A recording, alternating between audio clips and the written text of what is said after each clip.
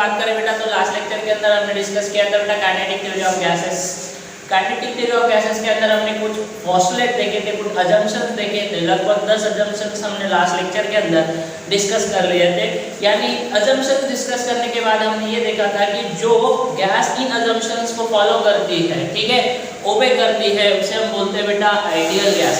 और अगर हम देखें तो रियलिटी में अगर हम देखें तो आइडियल गैस नामक कोई भी गैस हमारे पास नहीं होती, क्योंकि हम जानते हैं कि जितने सारे ये जो अजम्पशंस है, ये जो पोस्टुलेट है केटीजी के, वो कोई भी गैस फॉलो नहीं करती, मतलब पूरी तरीके से नहीं करती, कुछ कर लेती है, कुछ नहीं करती, ठीक है। तो हम जानते हैं कि आइडियल गैस नामक कोई भी गैस हमारे पास नहीं है, लेकिन हमने बोला था कि क्या होता है कि at high temperature and low pressure, क्या होता है बेटा, eight high temperature and low pressure जो रियल गैसेस होती है, वो रियल गैसेस का जो बिहेवियर है बेटा वो किसके जैसे हो जाता है, आइडियल गैस जैसे हो जाता है, ठीक है। तो हमने क्या देखा था, हमने देखा था कि किस तरीके से, मतलब हमें ये आज के लेक्चर में मेनली ये बात करनी थी कि किस तरीके से eight high temperature and low pressure जो जो रियल गैसेस होती है, उन रियल गैसेस का जो बिहेवियर है वो आइडियल गैस की तरह हो जाता है। तो पिछले लेक्चर के अंदर जो पॉइंट हमने स्टार्ट किया था, या फिर जहां हम रुके थे, वो था बेटा बॉयल्स लॉ। यानी हम पढ़ रहे थे बेटा गैस लॉ, और गैस लॉज के अंदर हमने स्टार्ट किया था बेटा कौन सा, सबसे पहला वाला लॉ, यानी कौन सा लॉ है, बॉयल्स लॉ। तो हम उसी से हम आज का लेक्चर स्टार्ट करेंगे। तो सबसे अगर हम देखें तो शुरुआत में फिर से कर देता हूं बेटा, तो हम पढ़ते रहे थे गैस लॉज। क्या पढ़ रहे थे बेटा हम लोग, गैस लॉज, ठीक है। हम पढ़ रहे थे बेटा गैस लॉज, और गैस लॉज के अंदर हम पढ़ रहे थे गैस लॉज, और गैस लॉज के अंदर सबसे पहला जो लॉ हमारे पास था, फर्स्ट लॉ हमारे पास था बेटा बॉयल्स लॉ। सबसे पहला वाला जो लॉ हमारे पास था वो कौन सा था बेटा, बॉयल्स लॉ। तो एग्जैक्टली ये बॉयल्स लॉ जो है, एग्जैक्टली ये जो बॉयल्स लॉ है, ये क्या कहता था, ये कहता था for a given mass of gas, for a given mass of gas, ठीक है, for given mass of gas volume, या फिर ऐसे लिख लेंगे, हाँ चलो ठीक है, for a given mass of gas volume of gas, volume occupied by gas भी बोल सकते हो, या फिर मैं ऐसे बोल लेता हूं for a given mass of gas volume of gas is inversely proportional to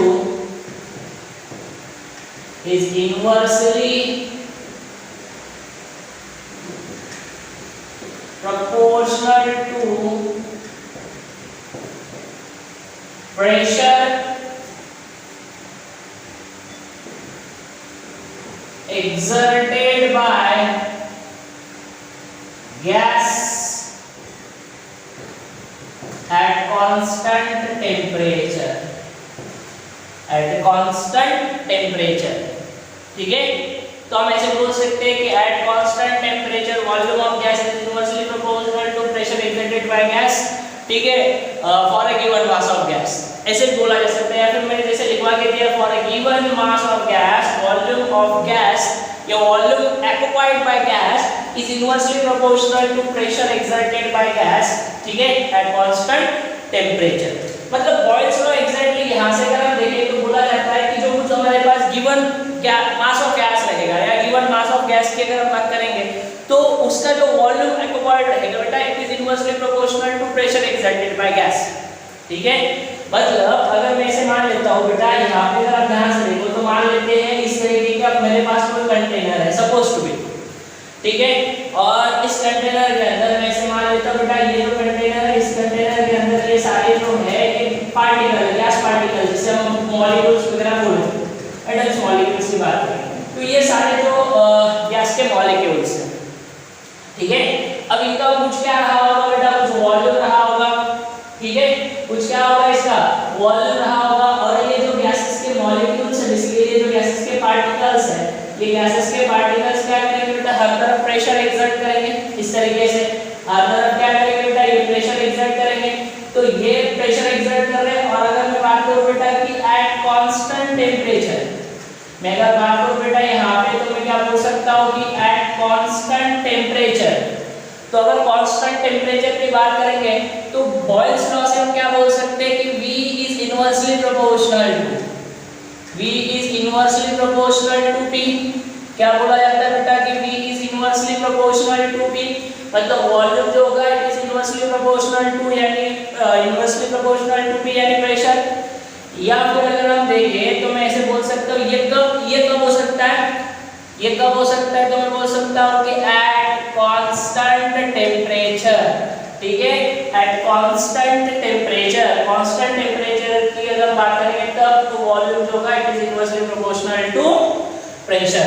यानी मैं यहाँ से बोल सकता हूँ कि Pv is equal to constant, या फिर बोला जा सकता है P1 V1 is equal to P2 V2 के बराबर। क्या बोला जाएगा, P1 V1 is equal to क्या बोला जाएगा बेटा P2 V2 के बराबर। और इसका ग्राफ भी शायद हमने लास्ट लेक्चर के अंदर डिस्कस कर लिया था, ठीक है। इसका ग्राफ अगर मैं बात करूं बेटा तो इसका ग्राफ कैसे रहेगा, इसका ग्राफ कुछ इस प्रकार से होगा ना। कौन सा ग्राफ होगा, वो रेक्टेंगुलर हाइपरबोला। कौन सा ग्राफ होगा, रेड लाइन में आ रही है, कौन सा ग्राफ होगा सर, वो रेक्टेंगुलर हाइपरबोला। अगर मैं मान लेता हूँ इस एक्सिस पे प्रेशर है, इस एक्सिस पे कौन है, वॉल्यूम, मतलब पीवी ग्राफ है। तो पीवी ग्राफ हुआ तो यहाँ पे जो ग्राफ आएगा बेटा वो कुछ इस प्रकार से होगा, इसे रेक्टेंगुलर हाइपरबोला बोला जाएगा, या फिर इसको स्क्वायर भी बोला जाएगा, स्क्वायर हाइपरबोला भी बोला जाता है, ठीक है। तो इस तरह से क्या मिलेगा बेटा, आपको पीवी ग्राफ देखने को मिल जाएगा।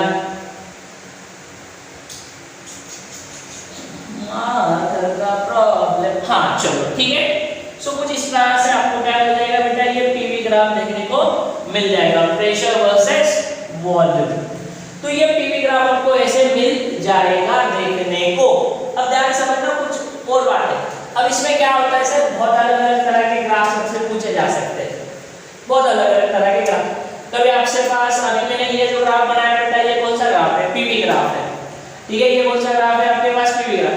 अब कभी कभी pressure PV versus T graph में पूछा जाएगा। क्या बोला जाएगा sir, PV versus T graph में बोला जाएगा। अगर आपको पीवी वर्सेस टी ग्राफ पूछा जाता है तो पीवी इज इक्वल टू क्या है सर, कांस्टेंट है ना। पीवी इज इक्वल टू क्या है, कांस्टेंट है। यानी कहने का मतलब क्या होता है कि एट कांस्टेंट टेम्परेचर, किसी कांस्टेंट टेम्परेचर के ऊपर ही पीवी है ना, मतलब वो बराबर आ रहा है पीवी, सॉरी पीवी प्रोडक्ट आ रहा है। तो कभी कभी इस तरह का भी ग्राफ सबसे पूछा जाता है। नॉमिनल अगर आप देखें तो नहीं होगा सर, इतने चांसेस नहीं है कि ग्राफिकल क्वेश्चंस इतने आसान से क्वेश्चन पूछे, लेकिन ये ग्राफ्स आपको बनाने आना चाहिए। मैं इसे कहने का मतलब, तात्पर्य मेरा कहने का यही है कि इस तरह के ग्राफ आपसे अगर पूछे भी जाते हैं, ठीक है, या फिर आपसे कोई बोलता भी है तो आपको ग्राफ समझ में आना चाहिए, उस ग्राफ को आपको बनाना आना चाहिए। ओके चलिए, तो ये आपके पास हो बेटा पीवी ग्राफ। अब ध्यान समझना, मैंने क्या बोला था, मैं उसको जरा रिपीट कर लेता हूँ, कहीं यहाँ रिपीट कर लूँ क्या। मैंने क्या बोला था कि at high temperature and low pressure, मैंने क्या बोला था कि at high temperature and low pressure कौन सी गैस, रियल गैस। कौन सी गैस, रियल गैस। तो क्या हो जाएगा कि at high temperature and low pressure real gas behaves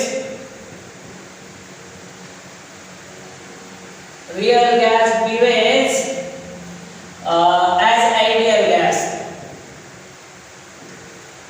ठीक है। ये कौन सी गैस है, रियल गैस। और ये किस तरह का बिहेवियर दिखाएगी बेटा, आइडियल गैस की तरह, लेकिन कब, eight high temperature and low pressure. याद है ना, ये कंडीशन हमें प्रूफ करनी है कि at high temperature and low pressure, ठीक है, real gas behaves as ideal gas. जो रियल गैस होगी उसका बिहेवियर जो होगा वो आइडियल गैस की तरह कब होगा, यानी रियल गैस लगभग आइडियल गैस की तरह बिहेवियर कब करेगी, eight high temperature and low pressure. जब मैनेजमेंट स्ट्रिक्ट हो जाएगा तब आप आइडियल स्टूडेंट्स की तरह बिहेवियर करोगे, अदरवाइज नहीं। आइडियल स्टूडेंट नामक कोई भी चीज इस दुनिया में एग्जिस्ट ही नहीं करती, किसके जैसे, आइडियल गैस की तरह। ओके चलो समझते हैं सर। तो क्या हुआ, मैंने शुरुआत में बोल दिया था कि ये चैप्टर का नाम ही क्या है sir, kinetic theory of gases. इस चैप्टर का जो नाम है वो नाम ही क्या है, kinetic theory of gases. Basically ये सारे प्रेडिक्शन से थ्योरी लिखी गई है, ठीक है। लेकिन जब रियलिटी चेक होता है किसी भी चीज का, तो रियलिटी चेक में और थ्योरी में कुछ ना कुछ तो वेरिएशन आ जाता है। रियलिटी चेक जब होता है, अब ये थ्योरी तो लिख दी, अब ये देखो ध्यान समझना, जो अजम्पशंस वगैरह हमने पढ़े ना, जो अजम्पशन, जो पोस्टुलेट हमने पढ़े, जो काइनेटिक मॉलिक्यूलर थ्योरी थी जिसके अंदर हमने जो अजम्पशंस वगैरह पढ़े, उन अजम्पशंस की अगर बात करेंगे तो उन अजम्पशन से पहले गैस लॉज हमारे पास थे, समझ लो यार। उस अजम्पशन से पहले गैस लॉज हमारे पास थे सर, और इक्वेशन भी थी सर आइडियल गैस की। बाद में केपीजी की ये जो अजम्पशंस है वो लिखे गए सर, उससे पहले अब अगर हम देखें, मैंने अभी वर्ड यूज किया था, आपने अगर सुना होगा, अगर पार्टिकल वर्ड यूज किया था, मैंने क्या वर्ड यूज किया था, पार्टिकल। यानी थ्योरी से पहले जो हमने जो पोस्टुलेट वगैरह देखे उसके अंदर हमने मॉलिक्यूल्स बोला गया है, लेकिन पहले जब गैसेस लॉज वगैरह थे उस समय ये कोई चीज ही नहीं थी मॉलिक्यूल्स वगैरह, इसलिए उसे बोला गया था बेटा गैसेस के पार्टिकल्स। यानी पहले बॉयल्स लॉ, चार्ल्स लॉ, मतलब ये भी वैसे नहीं कि एक के बाद एक, उसमें भी तो बहुत सारा गैप था सर, ये बहुत पुरानी बातें हैं, उसमें भी बहुत सारा गैप था। ये लॉज आने के बाद उन्होंने बोला कि लॉज को जो फॉलो करता है वो आइडियल गैस कहलाएगा। फिर जो आइडियल गैस इक्वेशन है उसके बाद ये आ गए सर, कौन सी, ये केटीजी की थ्योरी आ गई, उसके अंदर ये अजम्पशंस वगैरह आए। फिर उन्होंने बोला कि इन गैसेस के साथ अगर ये अजम्पशंस भी कोई फॉलो कर ले, मतलब ये जो गैस लॉज है, इन गैस लॉज के ऊपर उस काइनेटिक थ्योरी को क्या करना था बेटा, खड़ा उतरना था। अगर कोई चीज कहते हैं तो उसको प्रूव भी करना होता है ना, तो उस थ्योरी को इन गैसेस लॉज के ऊपर क्या करना था, मतलब प्रूव करना था अपने आप को उस थ्योरी को, या फिर खड़ा उतरना था। तो उसके हिसाब से वो थ्योरी में जो पूरे अजम्पशंस लिखे गए, उन्होंने बोला कि अगर कोई गैस इन लॉज को फॉलो करती है तो वो अगर आइडियल है, ध्यान समझना, कोई गैस अगर इन सारे लॉज को अगर फॉलो करती है, अगर वो गैस आइडियल कहलाएगी, तो मेरे जो अजम्पशन है, मतलब थ्योरी के हिसाब से, वो थ्योरी के जो अजम्पशंस है, जो अजम्पशंस कोई भी गैस फॉलो करेगी तो वो भी तो आइडियल कहलाएगी। इसका मतलब उन लॉज को भी थ्योरी के, मतलब थ्योरी जो होगी उन इन लॉज के ऊपर भी क्या होगी बेटा, खड़ी होगी। अब ध्यान समझना क्या हो रहा है। तो ये यहां तक तो क्लियर है आपको बात। चलो अब ध्यान समझना क्या होगा। तो ये आपके पास प्रेशर वर्सेस ग्राफ, अब समझ लो मैं बात को क्लैरिटी तक लेके जा रहा हूं, ध्यान समझना, यहां से आपको क्लियर हो जाएगा। तो क्या हुआ सर, अगर अब मैं बॉयल्स लॉ के हिसाब से चलता हूं, ध्यान समझना, अगर मैं पीवी ग्राफ बना लेता हूं यहां पे, अगर मैं क्या कर लेता हूं बेटा, पीवी ग्राफ यहां पे बना लेता हूं। चलिए देखिए, ये प्रेशर है, ये प्रेशर है, ये वॉल्यूम, ठीक है, ध्यान समझ लीजिएगा। अब थ्योरी क्या कहती है सर, मतलब थ्योरी ये कहती है कि आइडियल गैस है, ये जो अजम्पशन फॉलो करता है कोई भी गैस, तो वो आइडियल गैस है। और उसके लिए अगर हम देखें तो प्रेशर और क्या आएगा सर, ये जो गैसेस लॉज है ये भी तो आइडियल गैस के लिए लिखे गए, मैं वही तो बोल रहा था सर शुरुआत में, समझ लेना। ये जो गैस लॉज है ये भी किसके लिए, आइडियल गैस के लिए। तो उन्होंने कहा कि फॉर आइडियल गैस क्या बोला जाएगा कि वॉल्यूम और प्रेशर का जो रिलेशन है किसी कांस्टेंट टेम्परेचर की, अगर हम बात करेंगे कांस्टेंट टेम्परेचर अगर हम देखें और वॉल्यूम और प्रेशर की अगर हम बात करेंगे तो इनवर्सली है। तो ग्राफ जो बनना था थ्योरी के हिसाब से, ध्यान समझना, ग्राफ जो बनना था वो थ्योरी के हिसाब से अगर आप देखिए तो ऐसे कुछ आ रहा था। जो ग्राफ जो बनना था थ्योरी के हिसाब से, मैं थोड़ा अलग अलग मार्कर यूज कर लेता हूँ। जो ग्राफ जो बनना था सर थ्योरी के हिसाब से वो कुछ इस प्रकार से आना था, ठीक है सर।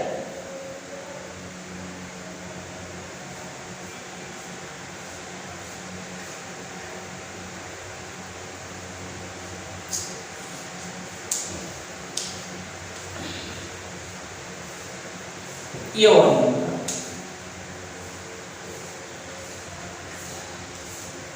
और अच्छे से बना, हाँ चलो ठीक है, मान लेते हैं कि जो ग्राफ बनना था वो ऐसे कुछ आना था थ्योरी के हिसाब से, वो ग्राफ, हाँ ऐसे कुछ आना था। ओके, अब क्या हुआ, अब किसी कांस्टेंट टेम्परेचर की हम बात करेंगे ना, किसी कांस्टेंट टेम्परेचर पे, तो मान लेते हैं मैंने यहाँ पे बोला कि टी टेम्परेचर की बात हम करेंगे, किसकी, टी टेम्परेचर।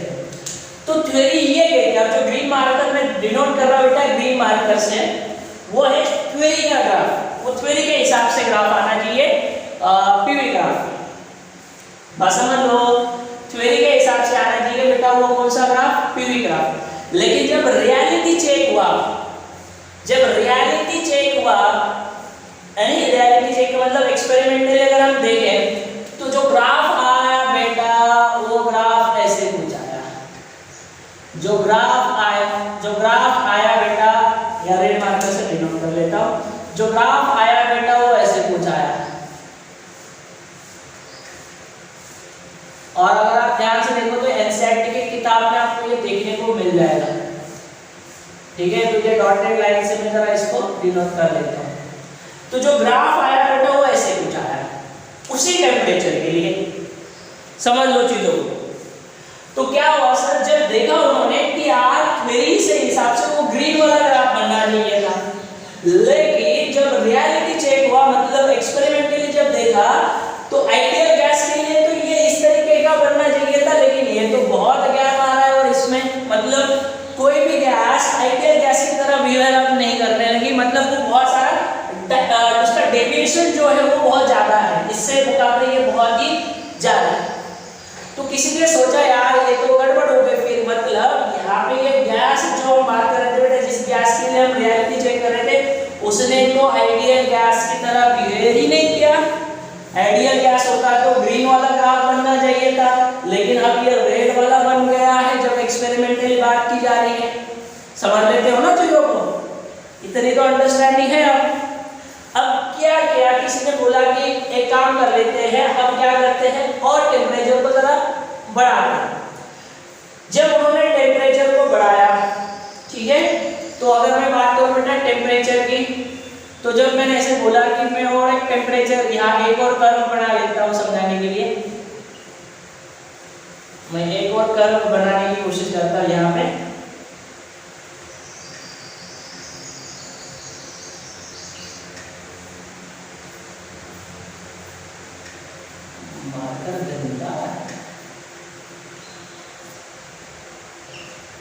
ओके हाँ, तो अब मैं ऐसे मान लेता हूँ ये टेम्परेचर कुछ T1 है, अब ये टेम्परेचर कुछ रहा होगा बेटा T2 टेम्परेचर, तो मैं यहाँ पे बोल सकता हूँ कि अब T2 जो है वो T1 से बड़ा है। अब टेम्परेचर जो है T2 is greater than T1, मतलब अब ये जो टेम्परेचर है T2 वो T1 से ज्यादा है। अब ये जो टेम्परेचर है T2 और T1 से क्या है, ज्यादा है। अब उन्होंने जब इसकी रियलिटी चेक की, तो रियलिटी चेक करने पर उनको ये पता चला, रियलिटी चेक करने पर इनको ये पता चला कि अब अगर हम बात करें बेटा रियलिटी की, तो रियलिटी चेक करने पर ये पता चला कि अब जो कर्व बन रहा है, ठीक है, रियलिटी चेक करने पर ये पता चला कि अब जो कर्व बन रहा है वो कर्व कुछ ऐसे बन रहा है, ठीक है, अब जो कर्व बन रहा है वो ऐसे कुछ बन रहा है। मतलब अब क्या हो रहा है कि पहले जब इतना बड़ा गैप था आइडियली और रियलिटी में, आइडियल और रियल गैस में वैसे बोल देता डायरेक्टली, ये इस तरीके का इतना बड़ा गैप था।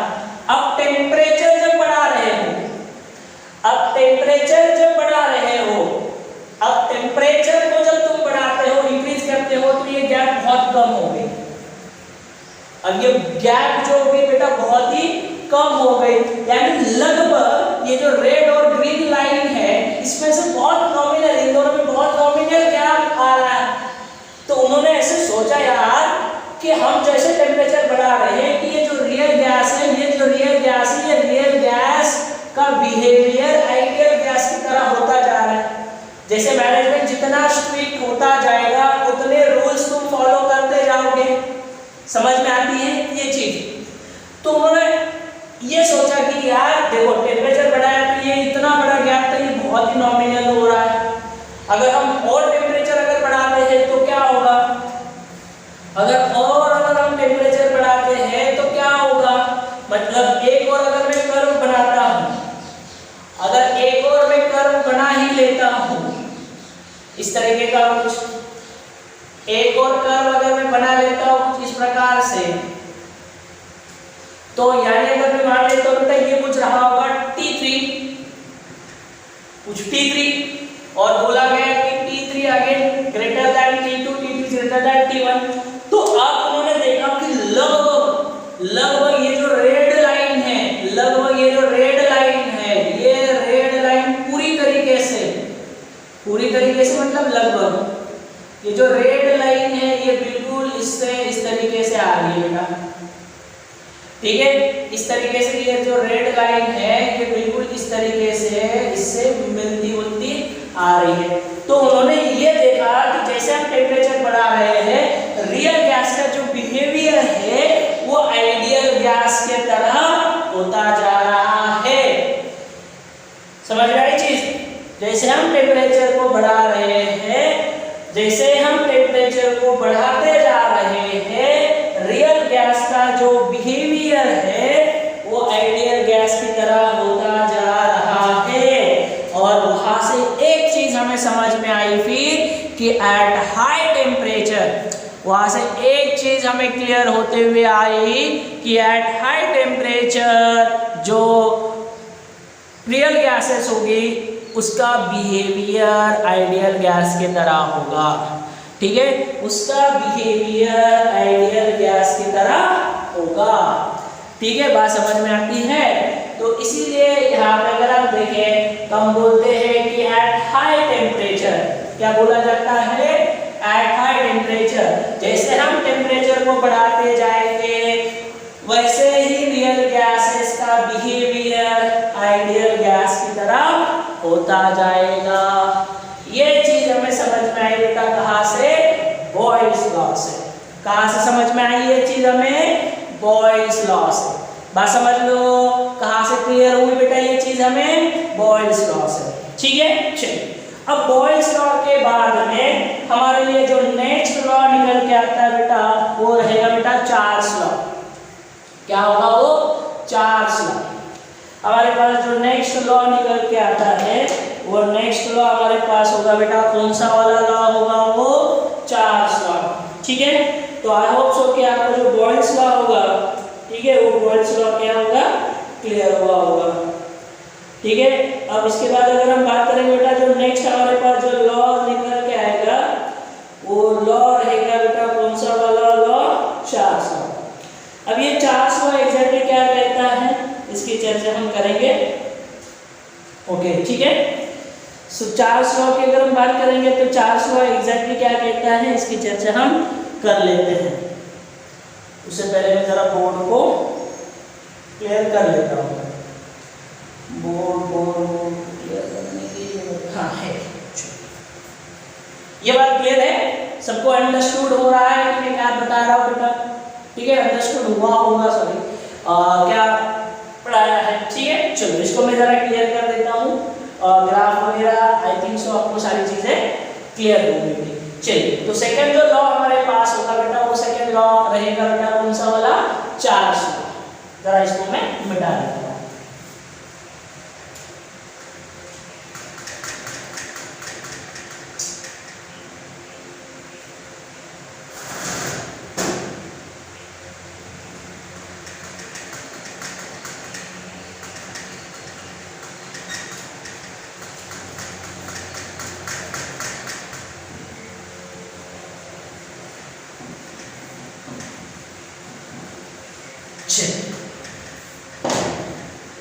चार्ल्स लॉ सेकेंड लॉ हमारे पास होगा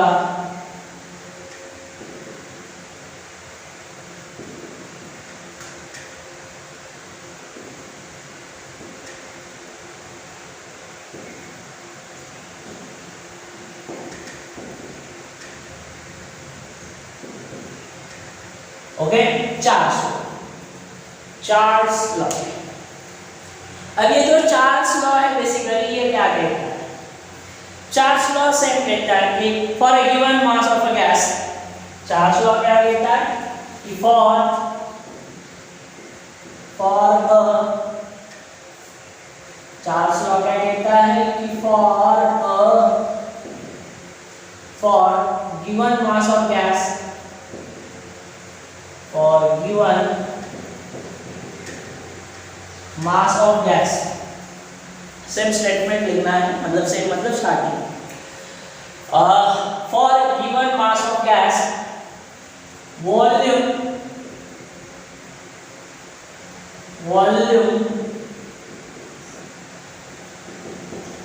of a gas, for given mass of gas, volume occupied of a gas or volume of a gas is directly, पहले में कैसा था रिलेशन यूनिवर्सल था, is directly proportional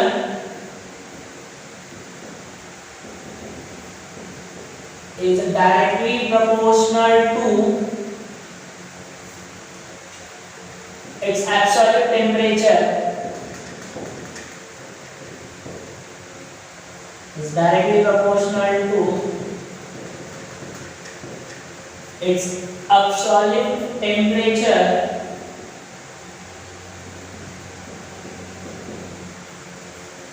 ठीक है, for given mass of gas, volume occupied of a gas or volume of gas is directly proportional to its absolute temperature at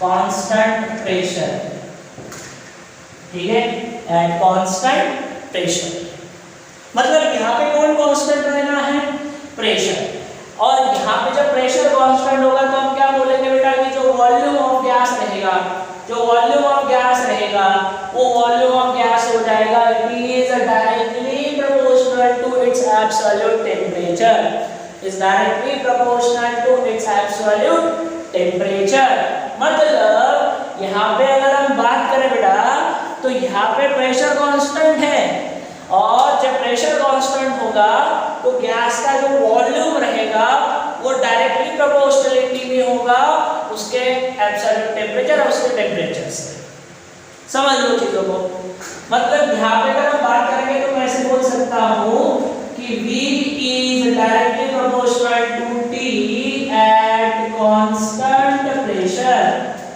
V is directly proportional to T at constant pressure ठीक है, at constant pressure, मतलब यहाँ पे अगर हम देखें तो pressure जो होगा बेटा वो कांस्टेंट रहेगा, और जब प्रेशर कांस्टेंट रहेगा तो वॉल्यूम जो होगा it is directly proportional to its absolute temperature, इसका मतलब V is directly proportional to at constant pressure, समझ लो ना यार, मतलब मैं ऐसे बोल सकता हूँ कि V/T is equal to constant, मतलब क्या बोला जाएगा sir, V/T is equal to constant, अरे यार सर बोला जाएगा कि नहीं, V/T is equal to constant, मतलब यहाँ पे अगर मैं बात करूँ तो V1/T1 is equal to V2/T2, ये भी तो कहा जाएगा sir, V1/T1 is equal to V2/T2, ये भी तो बोला जाएगा सर, बात तो क्लियर, मतलब बात की क्लैरिटी आ रही है, तो ये जो लॉ है सर, ये लॉ है चार्ल्स लॉ, ये कौन सा लॉ है, चार्ल्स लॉ, जो कि क्या कहता है for a given mass of gas volume occupied by gas या फिर volume of gas is directly proportional to its absolute temperature at constant pressure ठीक है, volume of gas is directly proportional to its absolute temperature at constant pressure, so volume is directly proportional to T at constant P, so V/T is equal to constant,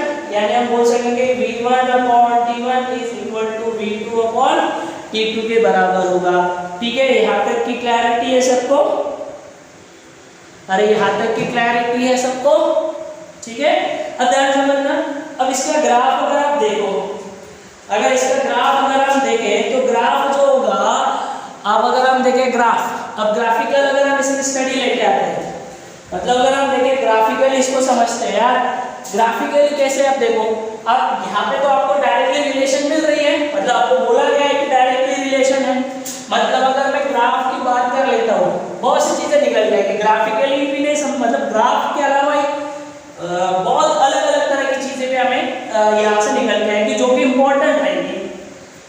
अगर मैं ऐसे मान लेता हूँ यहाँ पे आपके पास इस तरीके का अगर मैं ग्राफ बना लेता हूं,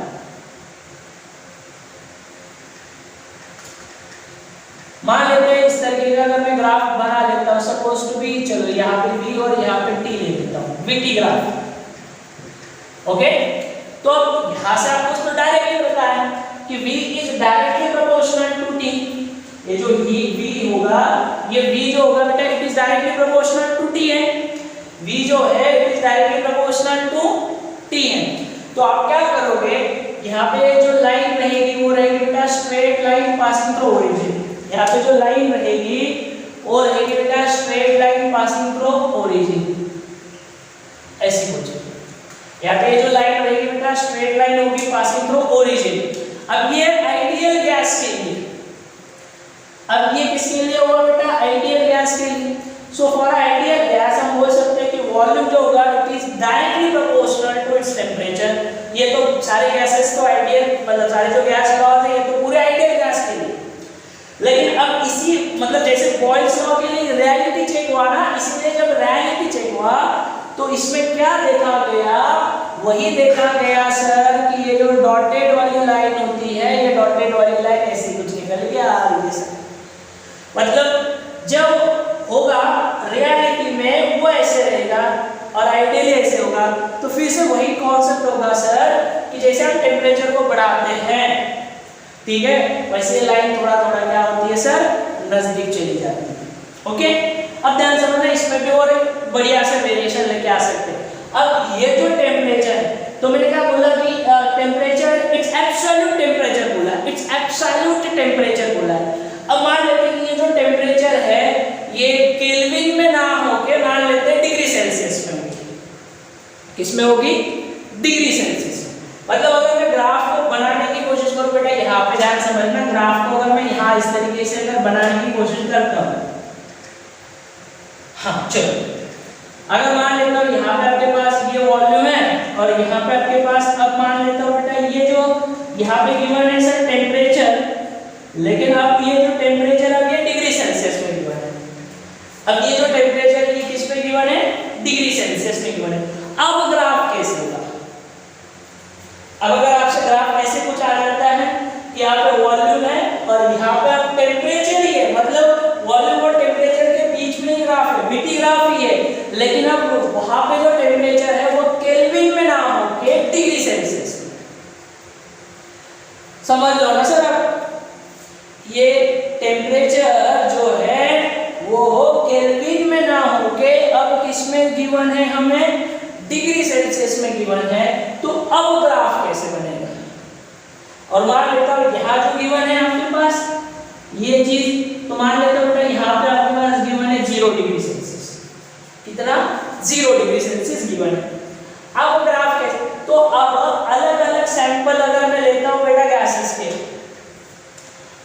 के अगर हम अलग अलग सैंपल लेते हैं तो उसके लिए ये जो ग्राफ, मतलब ये जो ग्राफ बनेगा, अगर मैं मान लेता हूँ मैं 3-4 गैसेस की बात कर लेता हूँ, तो अलग अलग सैंपल के लिए ये जो ग्राफ बनेगा सर वो अलग अलग होगा। ठीक है, अलग अलग सैंपल की अगर हम बात करेंगे तो उसके लिए जो ग्राफ होगा बेटा वो क्या रहेगा, अलग अलग रहेगा। ठीक है, अलग अलग सैंपल के लिए ये जो गैस होगा, मतलब गैसेस के अलग अलग सैंपल के लिए जो ग्राफ होगा वो अलग अलग रहेगा। जैसे अगर मैं मान लेता हूँ बेटा इसके लिए मैं कंसीडर कर लेता हूँ बेटा किसी के लिए ये ऐसे रहेगा यहाँ,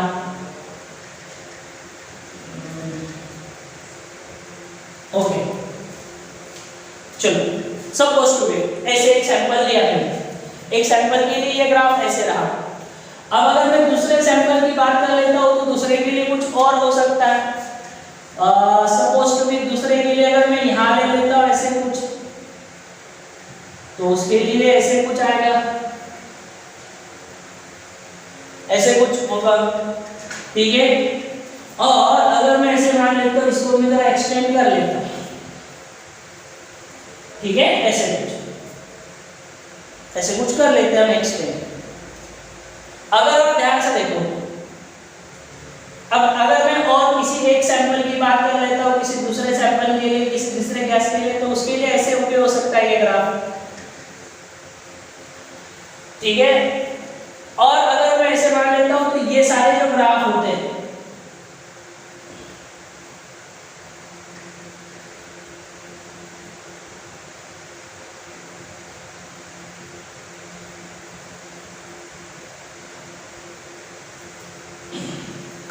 2 मिनट पूरा ग्राफ बना देता हूँ बढ़िया से, कुछ भी प्लान नहीं करते।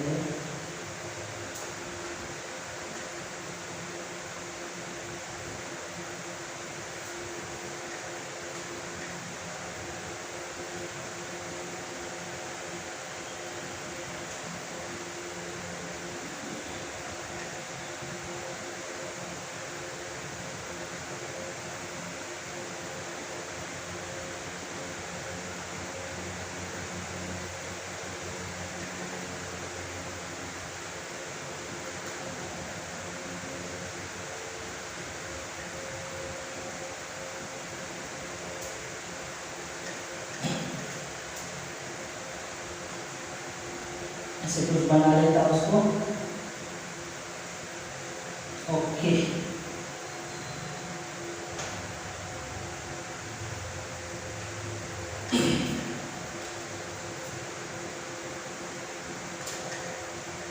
समझा रहा है सब ऐसे कुछ, इसलिए इसको ज़्यादा मैं थोड़ा अच्छे से बना लेता। तो ये एक सैंपल हुआ, ये दूसरा गैस का सैंपल हुआ।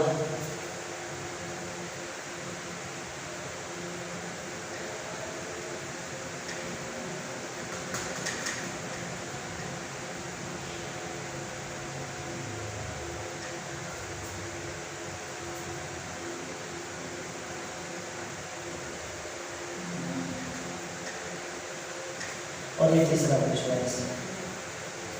ठीक है। तो ऐसे कुछ गैस के सैंपल्स हमें देखने को मिल सकते हैं, ठीक है। जरा मैं इसको क्या कर लेता हूँ, बढ़िया से इसको बना लेता हूँ, पीछे लाइन्स वगैरह ड्रॉ करके। ये हुआ, ये भी, ओके। और आगे जो होगा मैं इसको जरा रेड लाइन से ड्रॉ कर लेता हूँ। ओके, बन गए सर अब ग्राफ वाले। ये इसको बना देता हूँ तो दिक्कत नहीं। ओके, तो ये ऐसे कुछ ग्राफ बन जाएगा, समझ लेना क्या है।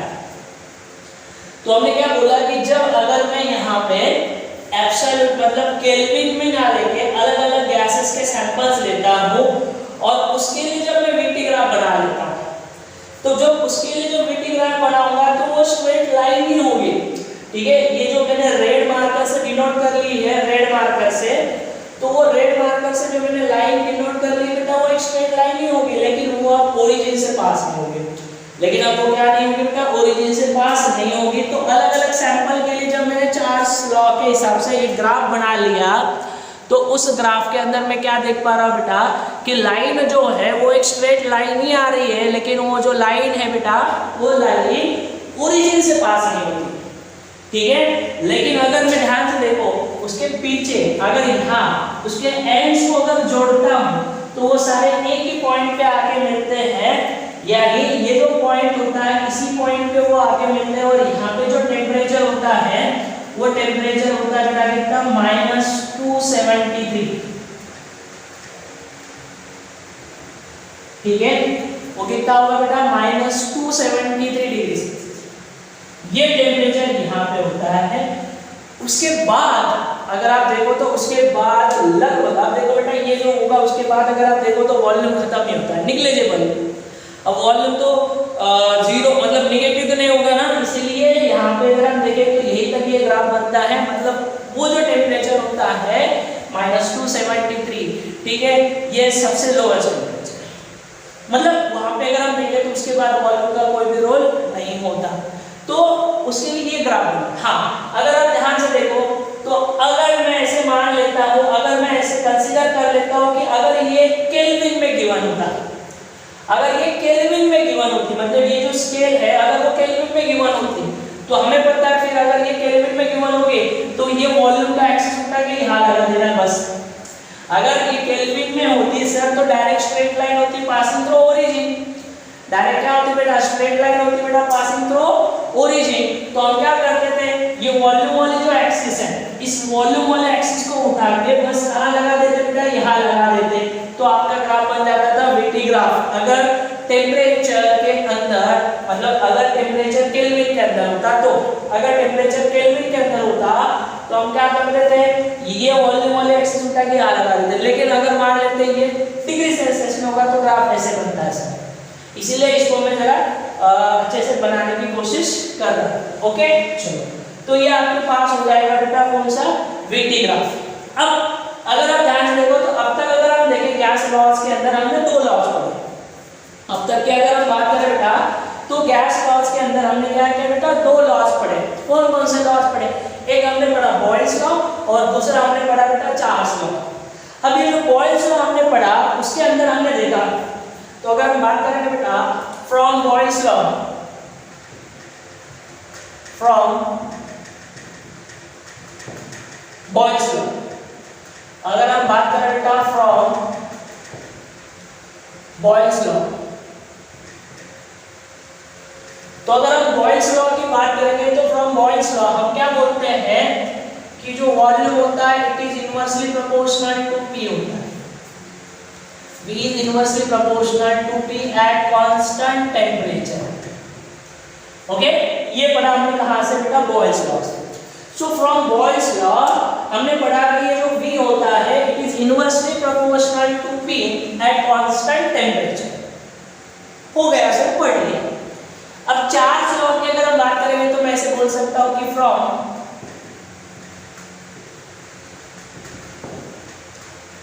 चार्ल्स लॉ,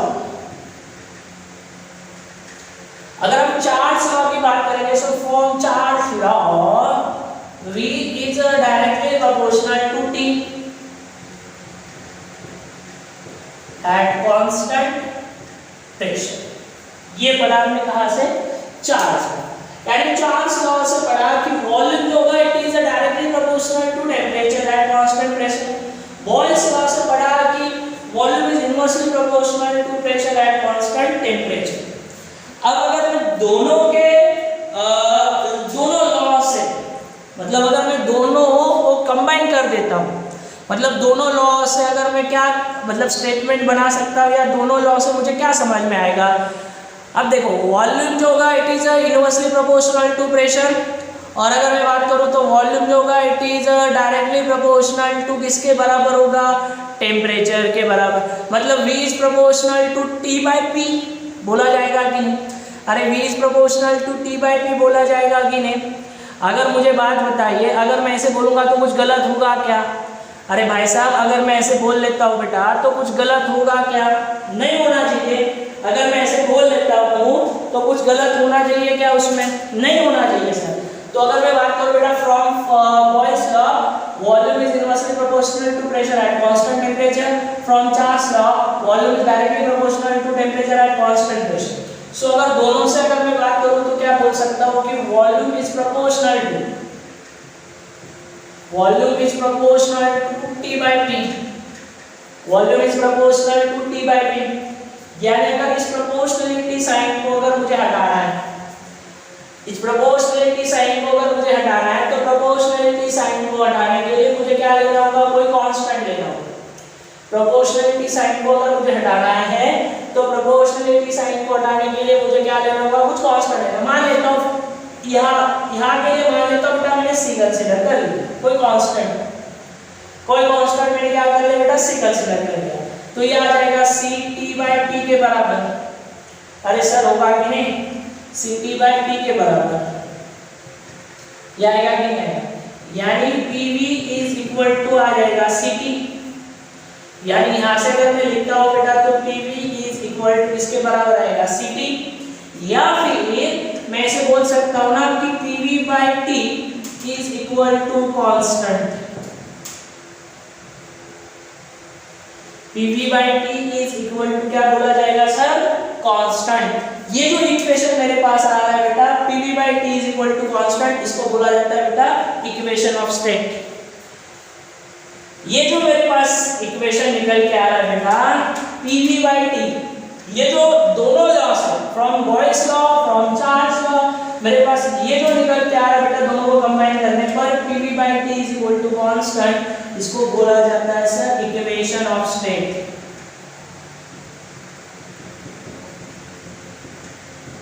इसको क्या बोला जाता है सर? इक्वेशन ऑफ स्टेट बोला जाता है। ध्यान से रखना, इसको बोला जाता है सर इक्वेशन ऑफ स्टेट, यानी PV/T।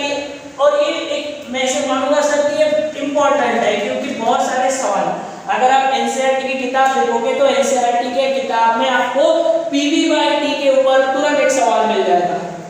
अगर आप मान लेते हैं अभी सॉल्व ऐसा एक सवाल है उसमें कि एक रिवर होती है, शायद एक नदी होती है, जिसके बॉटम पे एक एयर बबल होता है। उस समय उस एयर बबल का वॉल्यूम आपके पास गिवन होगा और उसका टेम्परेचर गिवन होगा। वही एयर बबल अगर मान लेते हैं ऊपर आ रहा है सरफेस पे, तो उसका वॉल्यूम कितना होगा आपसे ये पूछा जाता है, और वहाँ का टेम्परेचर और रिवर की डेप्थ आपके पास गिवन होती है। तो उसमें आपको ये इक्वेशन ऑफ स्टेट का यूज करना है, दूसरा है नहीं सर कुछ। उस तरह का जो सवाल है उसमें आपको इक्वेशन ऑफ स्टेट का ही यूज करना है, दूसरा है नहीं कुछ।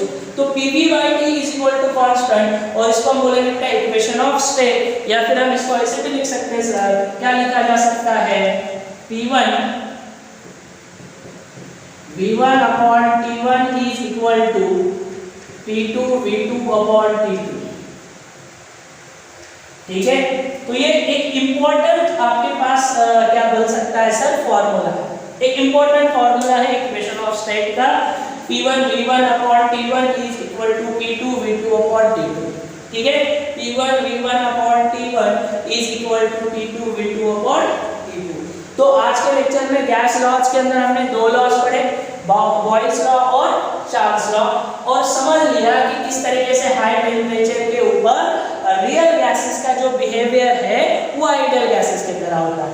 और अभी एक केस बाकी है सर, वो कौन सी केस? लो प्रेशर की केस बाकी है। वो कौन सी केस बाकी है?